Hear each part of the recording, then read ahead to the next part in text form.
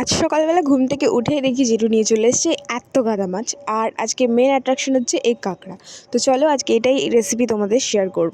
আর একটা জিনিস বলি, এটা হচ্ছে আগের বছরের স্টোর করা সর্ষে ফুল। তো এটারই আজ ভর্তা হবে কাঁকড়া আর চিংড়ি মাছ দিয়ে। তো চলো, প্রথমেই মা এটাকে সিদ্ধ করে নিয়েছে, তারপর নিয়ে চলে গেছি এক মুঠো লঙ্কা। ভর্তায় ঝাল হবে না এই ব্যাপারটা একদমই বেমানান। তো চলো, প্রথমেই মা তেল গরম করে ওর মধ্যে কাঁকড়া আর চিংড়ি মাছটা নুন হলুদ দিয়ে ভালো মতো ভেজে নিয়েছে।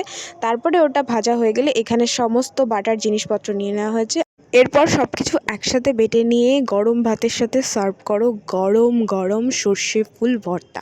ও হ্যাঁ, সর্ষের তেলটা উপর দিয়ে ছড়াতে কিন্তু একদমই ভুলো না। তো চলো, তোমরাও ট্রাই করে জানিও কেমন লাগলো। এখন তো নতুন সর্ষে ফুল ওঠার সময় হয়েই গেল, তো তোমরা ট্রাই করো আর অবশ্যই জানিও কেমন লাগলো। তো চলো, আমার তো আর তর সইছে না, আমি তো চলে গেলাম খেতে। তোমরা জানিও কেমন লাগলো আর ভিডিওটা লাইক করে দিতে। চলো, বাই।